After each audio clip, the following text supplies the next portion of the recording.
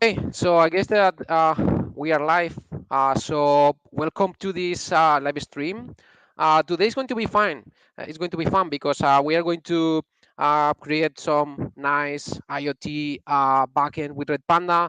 We are going to build some endpoints with Tinybird, and we are going to show you how to create some nice maps, visualization. So it's going to be fun. Um, Here, I mean, we are like James from Red Panda, who's going to explain you like the whole Red Panda configuration and so on. It's nice. I already saw it, so I can tell you that it's nice. I'm Javi, one of the founders of Tinybird. I'm going to do I'm going to build some endpoints with Tinybird. So let's start. Could you pass to the next slide, Alison, please? Yeah, so this is what we are going to do. As you probably know, I mean, or maybe you don't know, but these small devices that these bikes have are basically are gathering telemetry from the bikes, like the GPS position and everything. So this is what we are going to do. We are going to simulate those devices sending information to a Red Panda cluster, and then we are going to show on top of a map where the bikes are, and we are going to run some analytics to see some time differences and so on. And we are going to use, and James will explain a little bit better than I am, but we are going to use data from Strava in this case to simulate the GPS position from the bikes from a stage of the Tour de France, which is, I think, that is running right now, right? So Hmm. it's perfect timing to this live stream. So, I mean, James, do you want to continue? Yeah, sure. Thanks, Avi. Yeah, so I'm James. I'm a solutions architect at Redpanda, based out of the UK.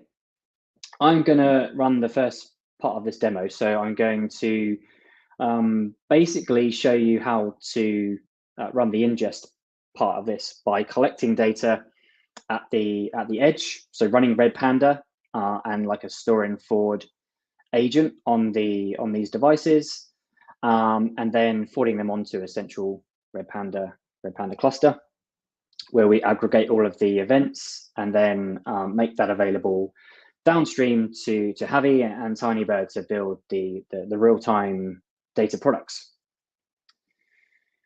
So I'm going to create a Redpanda Cloud cluster. So we're going to have this running in AWS, and this is going to be for our IoT event aggregation.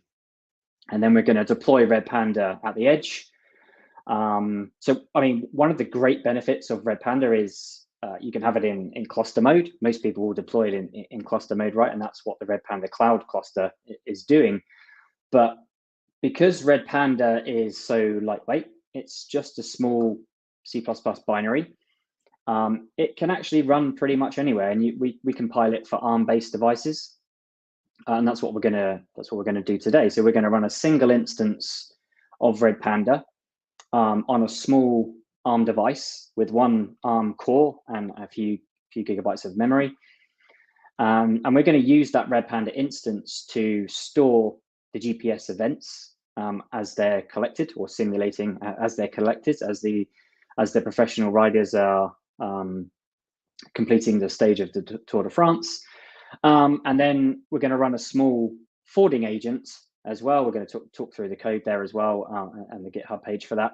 There's a small forwarding agent which will read those messages out of the local instance of Redpanda and forward those events onto the central cluster. So, Javi, do you want me to dive into this now, or do you want to cover any of the other slides, or should we flip back to this in a minute? No, I think that we go on, and we will move to the next slides as you finish with the cluster setup and the Okay, and the simulation and so on. Good. cool. Okay.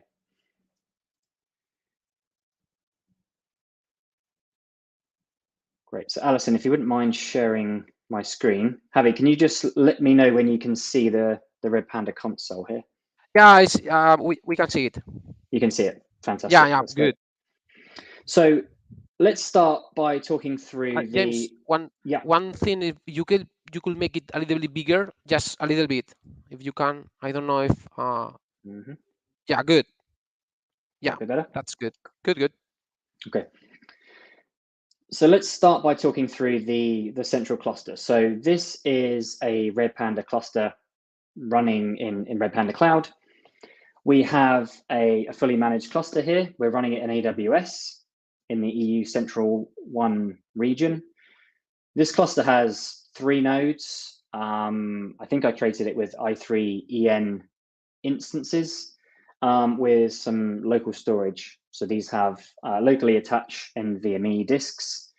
And yeah, it's running the almost latest version of Redpanda, so 22.1.3. Here you can see the endpoints that the Redpanda cluster exposes. So we've got our cluster hosts. This is what you use in bootstrap.servers configuration. We've got our HTTP proxy and our schema registry endpoints as well. And then this cluster has security enabled. So we've got public certs to use here. And also we will need to use SASL Scram to log in to be able to write messages, write events to this cluster. So the client will have to provide a username and password, which is obviously encrypted over the TLS connection.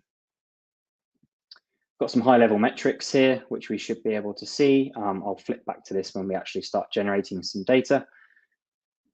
And then from a topics perspective, so our central topic is called telemetry. It's got 6 partitions, replication factor of 3, and a 1-day retention. So this is the topic we're going to use to produce and write data into. And this is the same topic that Javi and Tinybird are going to use to consume those aggregated events from and build the data products. Got a few users in here as well, so some service accounts. The one that I'm going to be using is Edge agent. So this has a password associated with it, and it has the appropriate ACLs.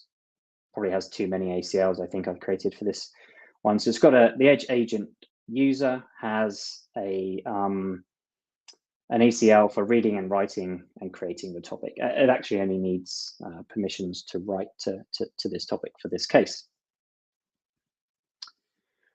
Okay, so that is the central cluster. It's up and running. We've been testing it out, so we know it's working.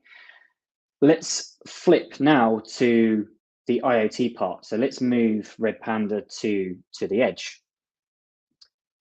What we've got running here to simulate the bike computers running on the professional cyclists' bikes, as Javi showed in the image at the start.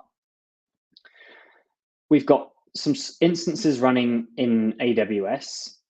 You can think of these instances as the bike computers, and I've specifically chosen to use ARM-based instances. So the M6 GD mediums are small ARM-based instances. I think they've got 1 core and 4 gigabytes of RAM, so pretty small. These are already spun up, and I've kind of prepped them ready to run Redpanda and the agent. So let's dive into these devices and see how we've set them up. We'll run through sort of the configuration, the processes that are running on these devices, and then we'll start the demo. So we'll start generating the GPS data, and we'll use Redpanda and the forwarding agent to write that data into the central Redpanda cluster. Hopefully you can see my console here and the text is big enough. Javi, let me know if you want me to increase the text size here.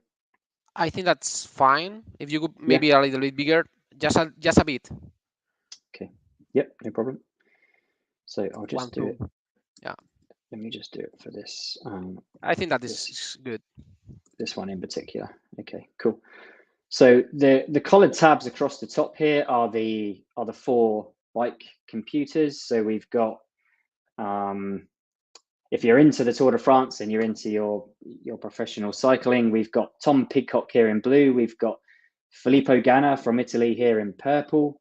We've got Tadej Pogacar, who's the reigning Tour de France champion. Obviously, he's in yellow. And we have Wout van Aert here in green. He's currently in the green jersey if you're watching the tour. What we're going to do is on each of these devices is run Redpanda, run the forwarding agent, and run a small demo application which essentially replays some GPS data that we've downloaded from Strava for these athletes. I'll show you the data in just a second. So first things first, let's check what processes are running on here. We should have a couple of things. We've got Redpanda running itself. So there's a single instance of Redpanda running here. And it's got a single topic.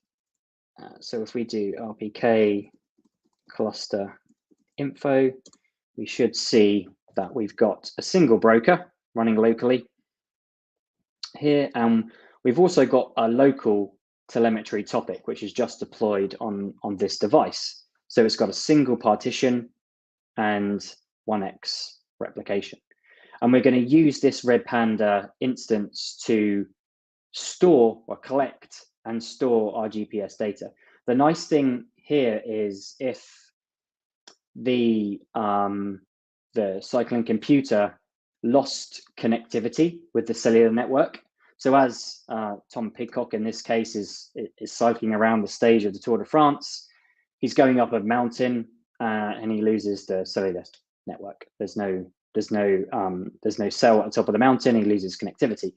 In that case, it's totally fine because the events are still going to be being generated by the cycling computer, and they're going to be stored locally in this Redpanda instance on the box, so stored on the local storage.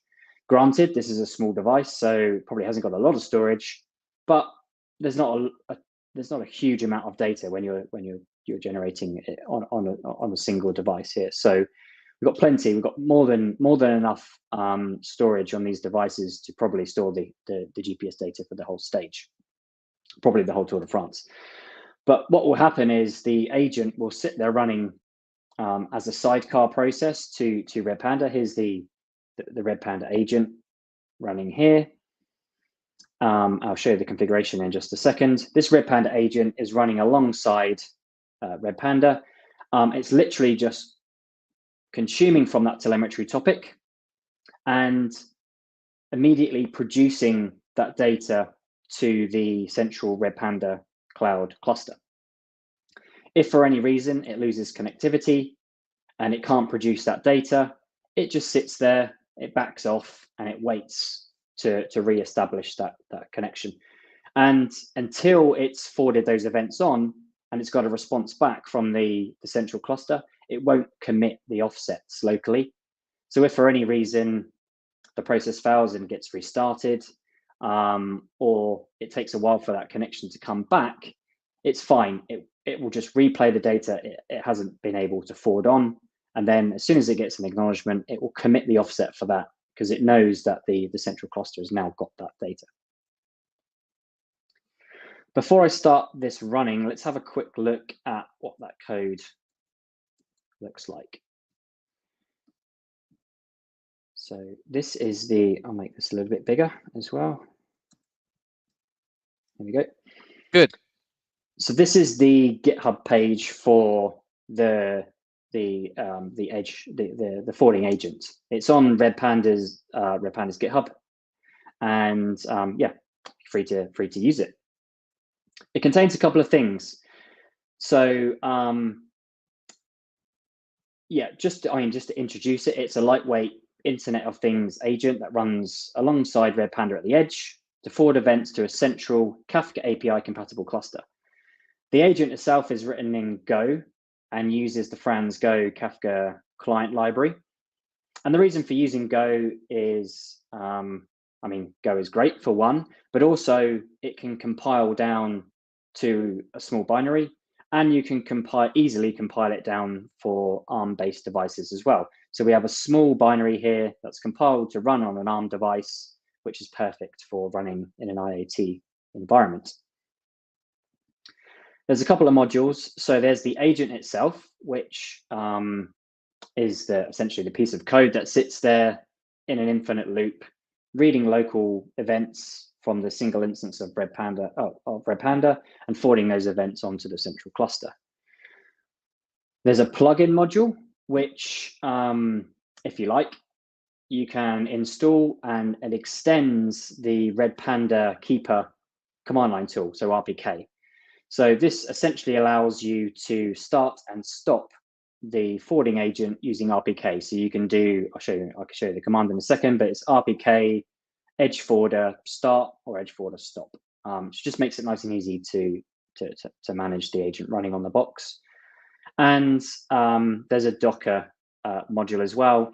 In the Docker module, it provides a Docker Compose file, which spins up 2 containers on your laptop, a source and a destination, runs the demo, the same demo as we're going to run today, to store and forward data on the source and write that data to the destination. So you can replicate this entire demo, at least from a Redpanda perspective, on your laptop.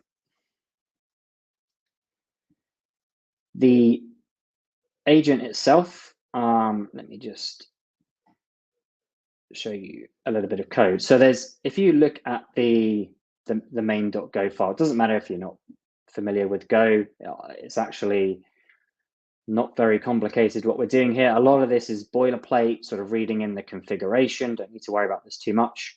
Initializing the config, initializing the clients, blah, blah, blah.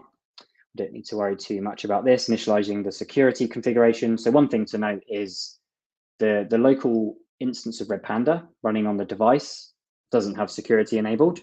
That's probably fine. But the central Redpanda cluster has TLS and SASL Scram enabled. So this client will need to be able to provide security credentials to produce data there. And we have that configuration. The interesting part is here. So let's just highlight these rows. It's actually not too much code. I'm not going to talk through it in any detail. Just to do a quick overview here. So yep, sits in an infinite loop, polling for records from the local Redpanda instance. So the source client here, checking for some errors, etc., etc. And then once it's received a batch from the local Redpanda instance, this is our telemetry topic. So reading a batch of records from the local telemetry topic. This is going to be GPS data in this case. It then produces it and writes it to the destination Redpanda. This is going to be our central cluster. If that is successful, then it will attempt to commit the offsets. If that is successful, it can move on and get ready to read the next batch of data. If those things aren't successful, it will sit there in a loop until it can be successful to do that.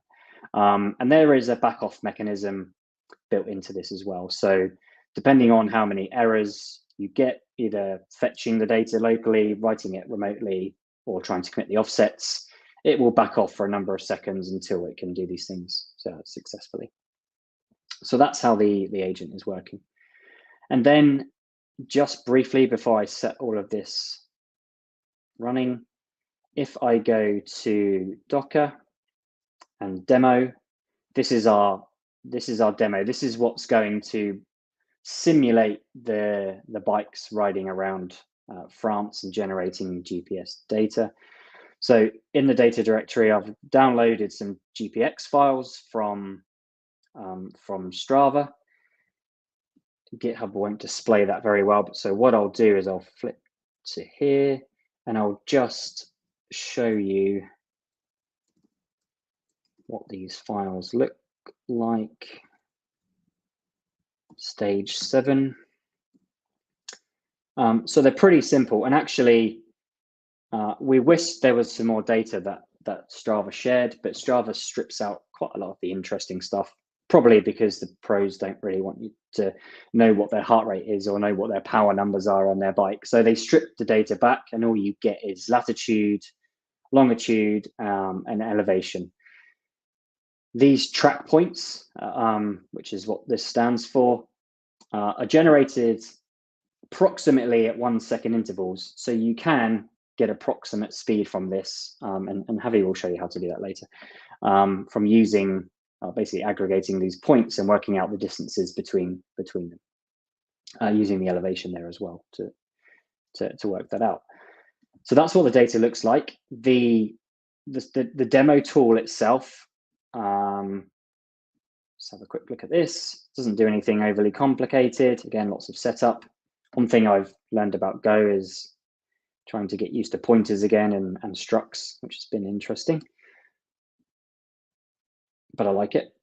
Let's highlight this. So this is the send function here. So what it just reads those GPX files in. We're just going to read one stage in at a time and process that data. So it unmarshals the XML into this struct here. So we get time, which is just seconds since the start, athlete, team, name of the GPX file, latitude, longitude, and elevation. And then it marshals that into a JSON message. We prefer working with JSON, but you can work in any format. You could send it an XML, you could send it an Avro or protobus, whatever you like. We've chosen to use JSON here. And then we use the Franz Go library to write that to the local Redpanda instance here. So we're just doing produce sync on that data. So that's basically the setup that we have at the edge. So let's run that. What before just finally, before I start all this running and hand over to Javi, I just want to show you, pretty sure it's in here, maybe it's not. Where have I put it? Maybe conf agent. So this is the agent XML. So when you install the forwarding agent on the IoT device, you have to provide an agent.yaml file. And oops, there we go. It doesn't include an awful lot. It's pretty straightforward. So you have a source cluster up here. This is our local cluster. So we've got local address.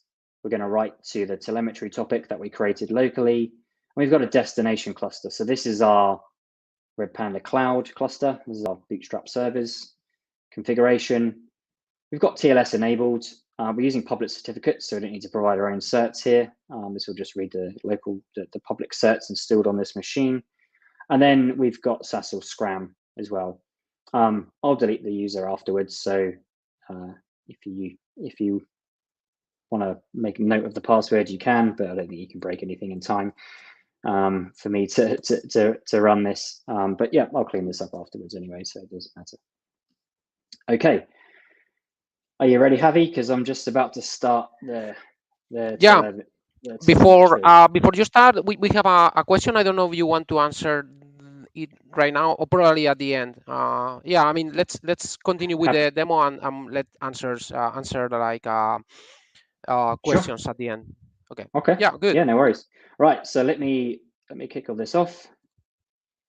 Off we go.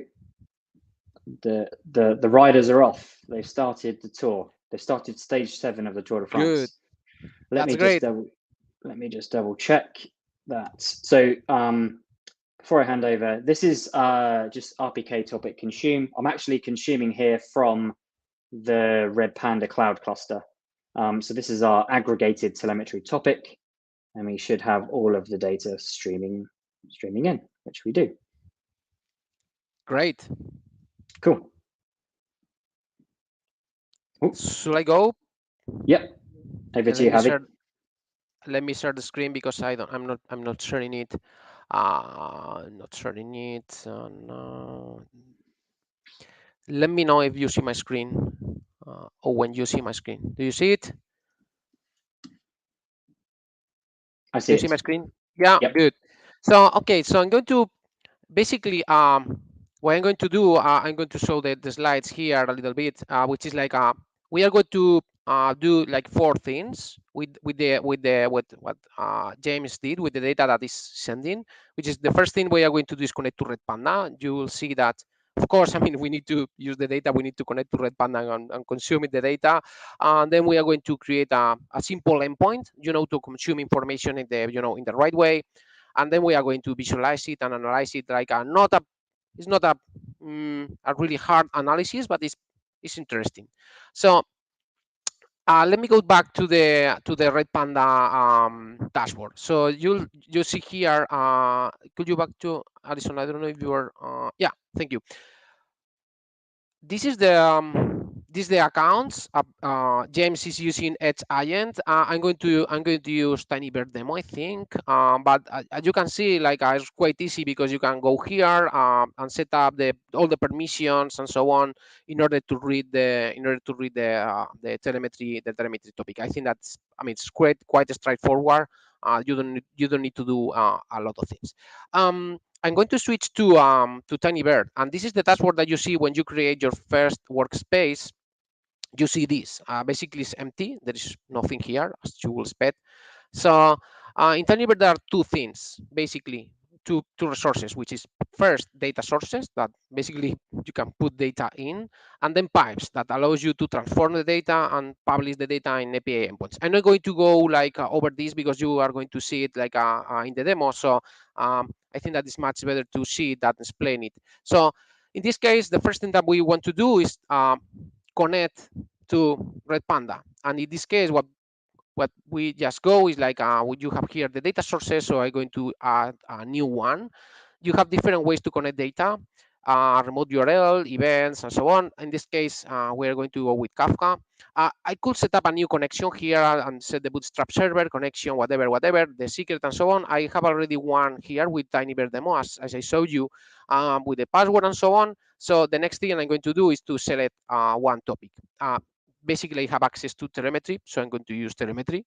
I'm going to use TV demo. I'm going to call it James. Um, Everything that starts with TV is allowed in Redpanda as a group ID. So I'm going to connect to Redpanda. So basically, what the first thing that we do is like, hey, we connect to the Redpanda cluster, right? And it shows the data that it has. I'm not going to change anything. You could change here columns and types and so on. I don't want to do that. I'm just going to go straight to just create the data source. So the data should start coming in. So if you take a look at the data right now, for example, there is latitude, longitude, elevation, the athlete name, everything that you saw previously in the James script, you are seeing it now in a table, right? This is updating in real time. You will start to see things here. I can visualize it with Carmen, so we are probably will see like let's see 5 minutes. Yeah, I'm getting data ready. You can see it, but this is not what I want to show. I'm going to go back to the data source. So I'm going to change the name of the data source to position because I think that Kafka DS07 whatever is not a really good name. So we have the table, we are getting data ready. So the next thing I'm going to do is create an endpoint to show you the current position of the athlete, right? So the way to do this to create a pipe. As I told you, creating pipes are the way to transform the data and expose it as endpoints. So that's what I'm going to do. I'm going to call the endpoint like positions latest. I'm going to call it latest positions. That's it. And I have here the table. I can run. Do you see it well? I think that is good. It's big enough, right? Yeah. So I can run here any SQL query that I want. So I can count. We have already 2,000 positions. I can run any SQL. So in this case, if what I want is to get the latest position per athlete. Athlete is the name of the guy. So it's quite easy because the way to do it is just to you know select. In this case, I want to the name of the athlete. I want the latitude because of course we are going to plot it in a map. So I want the longitude. I'm going to get the elevation as well. I think that this is good enough. Um, I'm going to get from positions, and the next thing I'm going to do is to limit, order by timestamp. Uh, and you might be guessing what's timestamp. Basically, timestamp is where the record were pushed to Kafka. So as I want to get the latest one, I'm ordering by timestamp desk, and then I'm going to limit one by athlete. That gives me the latest position for each athlete. So I get this thing. If I've updated, this is going to be updated all the time. Um, not This is not totally true. As I'm, executing, you don't see it changing all the time. And James is pushing like every 170 milliseconds, but I'm not getting updates here like right away, as you can see. I mean, the data is updated, but it takes a lot of time. Why is that? Because with this amount of data, we don't push, we don't gather information from Kafka so fast. So what I'm going to do, you are not going to see it, is I'm going to go to our back office, and I'm going to force to push data every second. I mean, it could be like a less, but in this case, with 1 second is good enough. So if I go here back, I already changed it. We should see it changing more often, as you can see. If you check the names, you can see it, how it changes. Anyway, this is we already have the data that we want to publish. So let's by athlete. Let me see, because okay. So I'm going to publish this node as an endpoint. Create an endpoint. That's it. So I now have an endpoint with an API key that allows you to read information from this endpoint and not from the table. For example, if I go here and I open a new tab and I paste it here, you can see that I can just go here, and as I reload, the positions are changing, okay, the elevation and everything. Okay, so this is the first step. I mean, the the uh, the endpoint is created. It's working great. It's working pretty fast. 1 millisecond, almost 2 milliseconds. That's fine. So the next thing I'm going to do is to visualize this information, because I can show you the latitude and the longitude and so on, but this is not great. So one thing that I'm going to do before moving on is to actually translate to float 32, because um, as you can see, the data is coming as a string, and I don't want strings. I want floats, because that will allow me to work on. I'm going to cast the columns. I'm going to organize this a little bit because it's not well organized. Longitude, elevation, that's it. It should work. Now working with float 32. So if I go here and you check that when I reload, I will not have any quotes. Anyway, let's move forward. So we have here everything that we need. I think I don't think I forgot anything, but anyway, so I'm going to use Deck.GL in order to show you, in order to visualize the information. Deck.GL is a mapping library. It's based on WebGL, so it's you can do really powerful things. So I'm going to get this demo. That basically, this demo is the basic demo that you can get. You go to the getting started, you get this demo. So I'm going to export it and so on. I got the zip file and so on, but I already did it. So I have here the example working. I mean, looks like it's working. Let's see if it's working. I mean, as you can see, like there is like I mean, tiles are not loading. I don't know why. Yeah, it's loading. It's slow, but it's loading. So I'm going to modify this demo in order to show you how to um, plot this endpoint, in the map. So basically, the first thing is like right now I'm loading this data from this JSON. I'm going to use my URL. Um, as you can see, I mean, the code is really simple. It's like I'm going to make it bigger, maybe bigger. Yeah, is it good? Can you read it well? I guess, James, can you read it well? Maybe a little bit bigger. Is it good now? Yeah, that looks better. Yeah, that's cool. Good. Good, thank you. So basically, it's like I'm fetching the data, parsing out the JSON, creating a new layer, which is the function is here, and then we are creating a new map and with a base map from Carto. If you are using maps, you should use Carto because it's a nice platform. The initial state, the zoom, and that kind of thing that you usually use when you create a map. So the first thing I'm going to do is, like as I said, is I'm going to change the URL. Of course, the get position, I'm going to remove this color thing from now. And as you can see, I mean, the data that I'm passing through here is basically latitude, longitude, and elevation. So in this case, I'm going to do, instead of this latitude, this longitude on the, okay. Um, and one thing that I'm going to do is I'm going to initialize the map state with where the riders are. So I'm going to use data.data because I mean, this data is where the keywords, everything is placed, and I'm sending the data. So data.data is probably not the best naming, but I'm going to go with the first position, which is longitude. I'm going to get that latitude, and that's it. It should work. If I go here and I reload the code, I should see some people like moving. Let's see. I mean, not moving, but at least I should see some positions. I'm not seeing any positions here. So I'm good. Let me check what's actually going on. I don't know what's going on actually. So let's see. Okay, it's because of, yeah, we're in the middle of nowhere. So if I go to France, I will see the points. Where are the points? I saw. No, I saw it. I saw them. No, I'm not seeing anything. I'm actually fetching the information.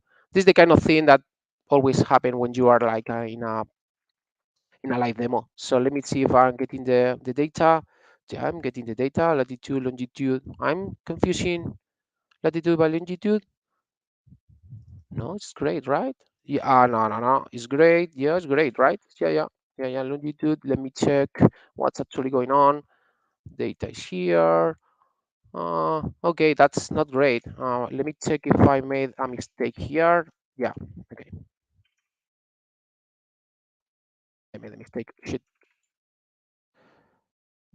you should have told me because I mean, these mistakes are kind of, let's see where the data is. Okay, let's see if it loads. It's really, really, really slow. I don't know why. So the guys should be there, but I don't see any points. Let me make it this a little bit bigger.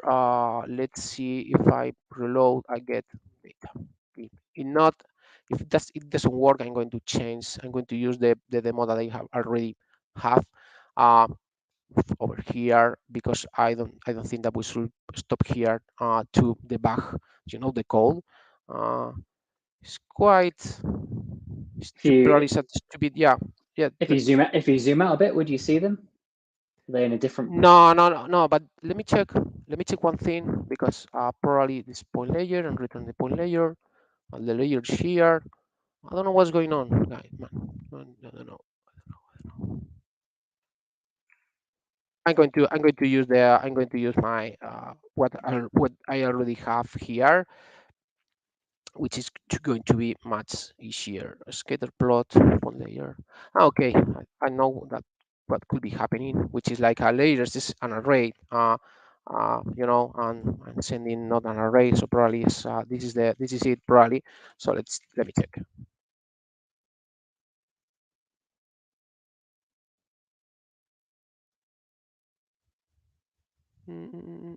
I don't see guys here. I don't see anything. I don't know. I don't know what's going on. Let me go through. Let me go to the code that I already have because that's going to work for sure. And it's going to be much better. Let me copy paste it here. Because actually, no, no, no. Actually, my previous code is not the same. So it's not. It's get reduce. Let's see this thing. This is it because not.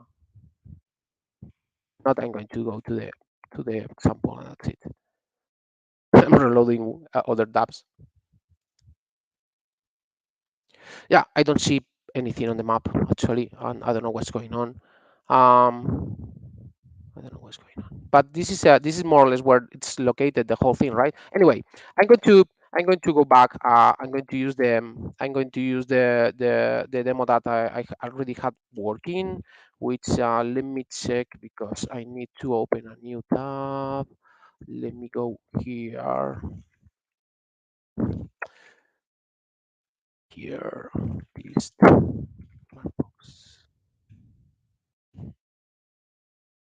Not happy with that anyway.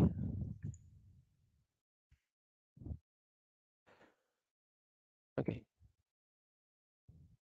Okay, yeah, probably I need to point to the right place because in this case it's pointing to a different place, a different endpoint and so on. So let me check. Okay. No, actually I'm writing the whole thing, so I don't like what's going on here. I don't know what's going on, guys. So if you see something, say something because I don't see what's going on. And return report layer, radius scale, position, elevation, radius 10, get color. Nah, this is not, I mean, by default is 10. So I don't know what's going on. Let me debug a little bit just in case I'm doing something wrong.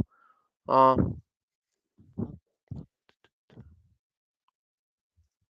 yeah, let me check.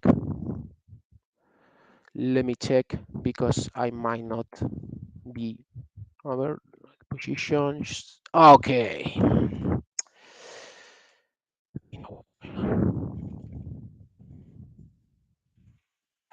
Shit.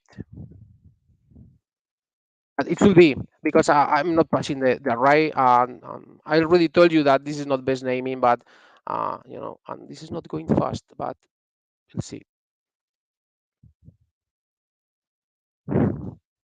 Shit, are you still there, or I load Yep. you? Okay, okay. Nope. So I thought that I don't know Still what here. this.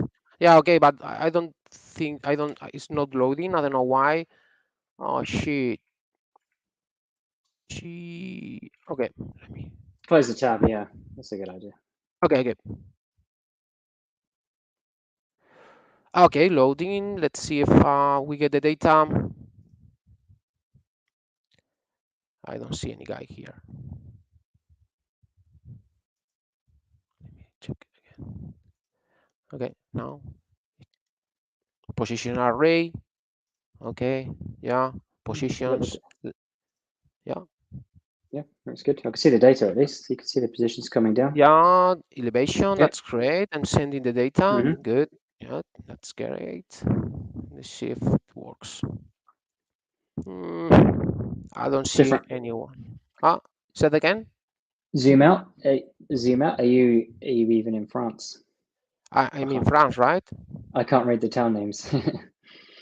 Oh yeah, there Yeah, you go. yeah, yeah, yeah. This is where the stage is actually. Yeah.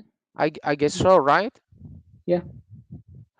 What about the size? What about the size of the No, no, man. um the The points? size is good.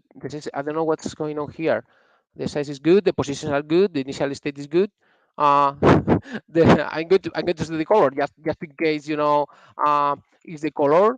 But I don't think that this is the color, right? But anyway, I'm going to set it up because I made the Yep. demo and I don't know what's going on now, guys. So sorry about that. Not fun. Not fun. This is not fun. No, no, no, no. I don't see anything. I don't see anything. Returning the point layer here. Let's see. Yeah, layer. Yeah, zero. Yeah, layer. That's great. I'm going to try to rescue another demo. That let me try to find the other demo that I have here. I think that it would be great if you could like, answer the because we have some a question, Yep. James. If you could answer the question while I looked for the old demo that I had. So Yeah, no problem. Yeah, let's Yeah, do good. that. Thank So you. Thank you, mate. yeah, we've got a couple of questions from YouTube. So let me read those out. So yeah, would you recommend scaling the given solution to a large fleet of edge devices concerning the number of connections and ACLs required?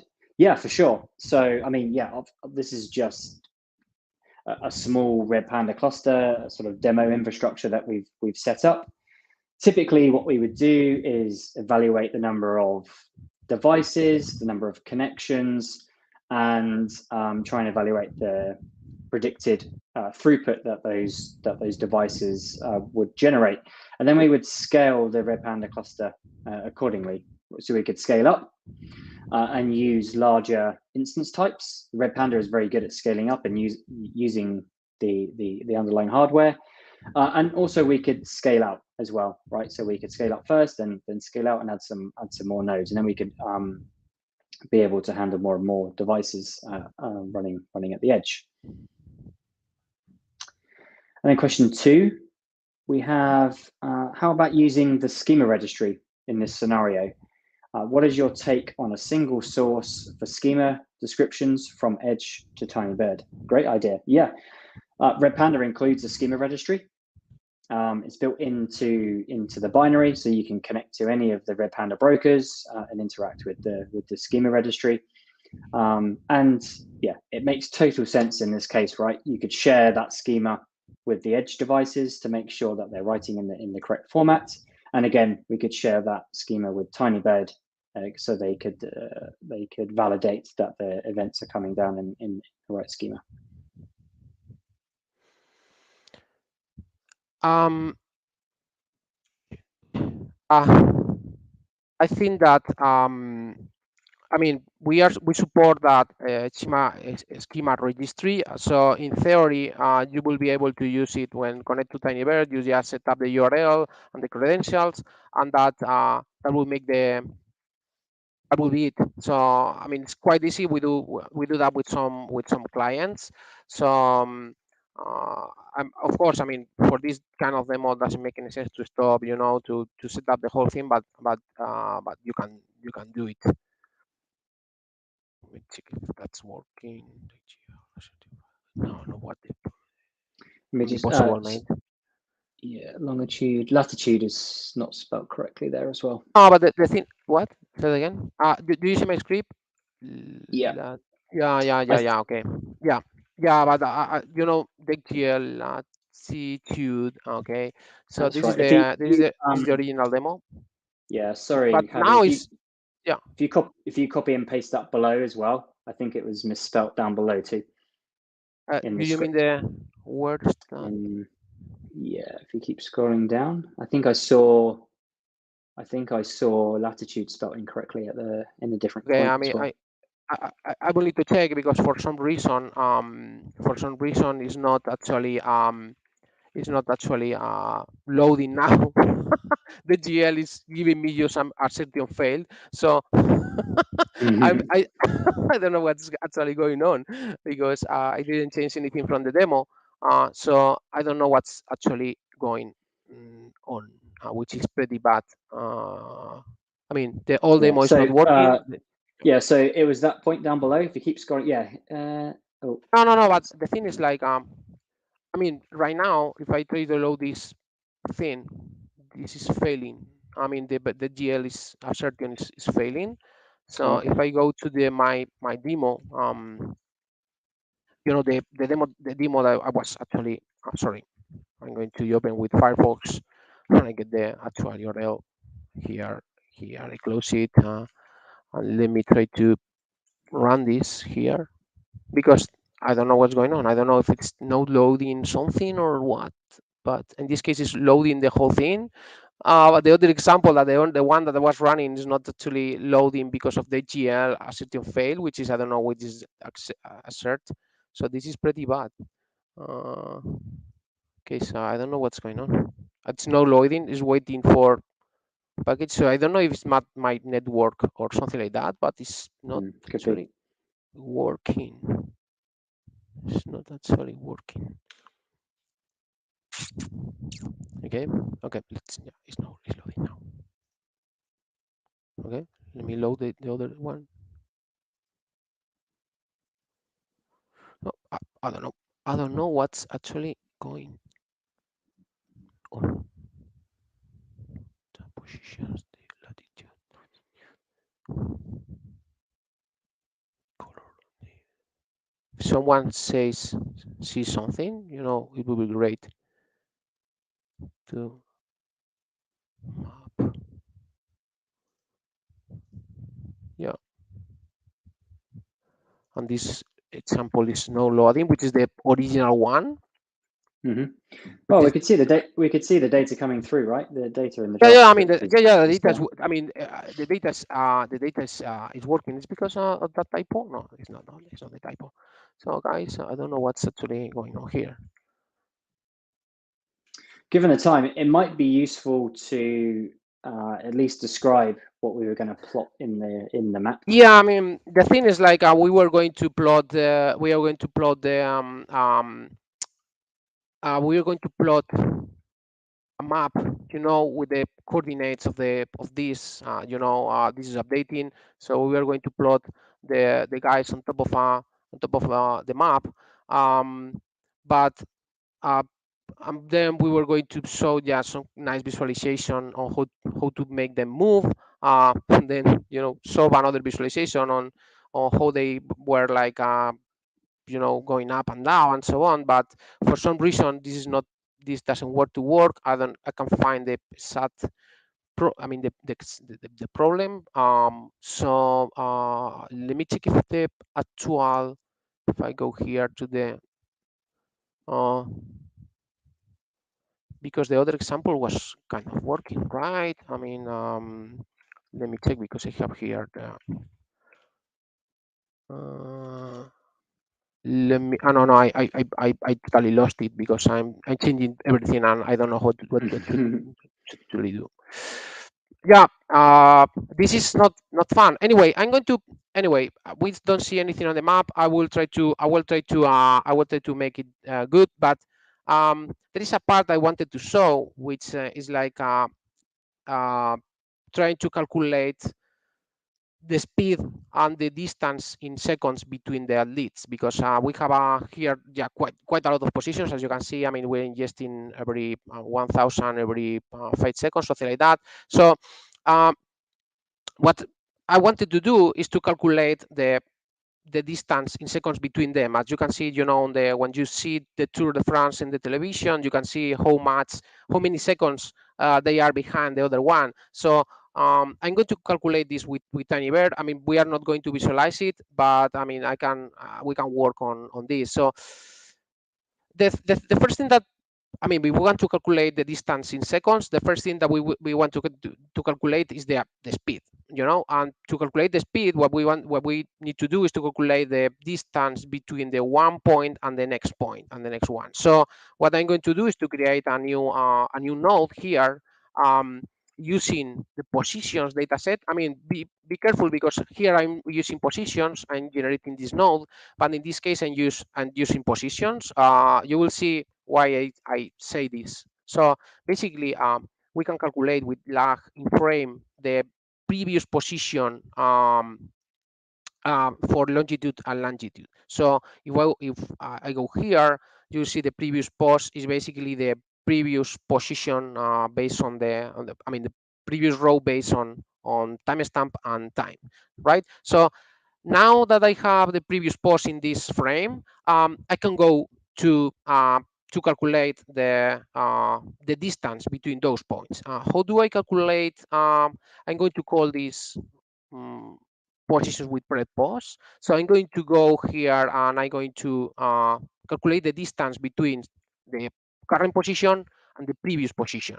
And this is, as you see, I'm selecting information from uh, this node. I mean, I'm not using positions anymore because in positions we don't have the prep post.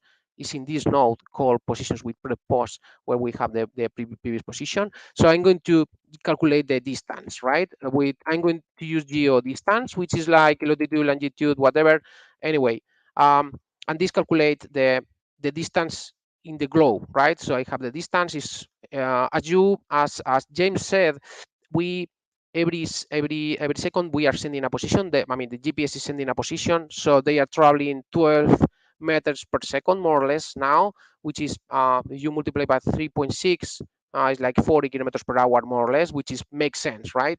So the next thing with the distance, what we can calculate the speed, which is basically this thing, because we will need to divide by the offset in seconds, but the offset in seconds is 1, so we have the meters per second here. But in this case, I'm going to change the name of this node, and I'm going to calculate uh, the positions. I'm going to calculate everything, but with the average speed, because I don't want to use the speed that I have right now. I want to use the position that you know, the average speed. So in order to do this, I'm going to calculate with column name is not here. What I did, okay, okay. This I don't think that I need this by that lead. Okay, so basically what I'm doing here is like first, there are like many things that here that are kind of crazy, which is like first we have sum if, which is sum if. Basically what it does is like it sums the distance, but when the distance is less than this. And you might guess, why are you doing this? Because sometimes there are glitches in the data. So what I'm going to remove is the distances that are over 90 kilometers per hour, which is pretty unlikely that a rider gets to this speed. I mean, I think that they can get more, a little bit more, 100 kilometers per hour, and so on. I'm getting the average speed which is this, and I'm getting the total distance, which in this case is 129 kilometers, 130, which is this is in meters, so it's 130 kilometers. If I update this, probably this will be updating all the time. So and we have the speed in milliseconds, and I have here the top distance. Basically, I got the top distance along all the leads, because I want to know the I mean, this is not working great. No, this is not working great because this is not working great. Anyway, I mean, okay, because basically I didn't add the name of the states, because we have the name of the states here. So I'm not adding the name of the states. So it dates, if I basically write here the name of the state, of the states, this is going to work well, because you know, I'm going to add name here so you see it as well. We only have one stage with the stage 7. That's why I was not using it, but I can print it here as well. So the other thing that I'm going to do is basically calculate the distance between the in seconds between the top one, because the top distance and the current guy, you know. So in this case, I just need to, okay, I didn't name properly the previous one, so I'm going to name it properly. I'm going to use it here, and here we are. We have a distance in seconds, which is 20 seconds, 28, 56, which makes sense from the point of view of the Tour de France. I mean, I don't follow the Tour de France, but I guess that 1 minute distance is pretty okay. Um, and then what then, of course, I mean, we have here, but we need to basically have I mean, we need this information plus the last, uh, because right now the endpoint is showing us the latest position. So what we want to show here is like, hey, let's join or match this information, like positions by athlete, with the information about the distance between them. And how do we do that? With a simple join. So I go here, and basically I'm going to, I have it here, so I don't have to write that anymore. So I get the latest positions by article by here. I select the the position, and I join with this last node. I mean, the positions with this in seconds, which is this node where I have the distance in seconds. So basically what I do is like I select everything from the latest position, and I add the distance seconds. So that's it. So we have here the everything that we need for the endpoint with the distance in seconds. So I'm going to call this endpoint, and I'm going to publish it because uh, in this way we will have the whole thing in the endpoint. So if go back to the JSON and I reload it, we have the the latest position with the elevation and the distance in seconds, which of course if I reload it, it's going to be changing all the time, 65, 66, and so on. So that's everything I wanted. I mean, not everything that I wanted to show because I didn't manage to show the visualization. I don't know why. Probably when I finish the live stream, I reload this page and it's going to work. But anyway, this is what I wanted to show. Um, and the important part is how to merge this information, which is merging the real-time information plus the old information here based on all the positions that we have. I mean, we have 45K rows. It's not that much data, but it shows how to merge real-time information, which is this part of the endpoint, with the the analysis of the average speed and so on, and the total distance um, in the endpoint, and that's everything I wanted to show. I mean, not everything that I wanted to show, but the important part, the analysis, is done. So that's it. I don't have anything else to show, but I'm really sorry about the demo. I don't know what happened. I will try to make it better, and we will publish a video of that working because it feels wrong. I mean, I don't feel great about it failing, but I will try to find what the problem is. And that's everything. Could you go back to the slides, Alison? I mean, could you? Yeah, yeah. I should have taken a screenshot of what we had. But anyway, um, so just to comment, we have a Slack channel. Redpanda has a Slack channel that I think that we are going to publish it. I'm going to publish it in the comments, and you can go to the next slide. We have also, I mean, there's like a GitHub repo. You can join the community in Slack and so on. And I mean, you can go to both web pages, Redpanda and Tinybird, and check it, check the products out. Thank you for listening. You have any questions or comments? Happy to answer them. We have here the chat.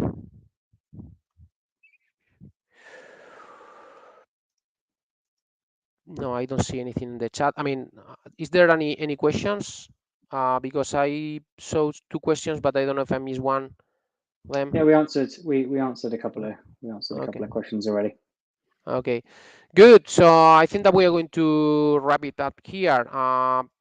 Again, sorry about this. I probably will try the demo now and will work. But anyway, It's good. one of those things. That's what happens in a live demo.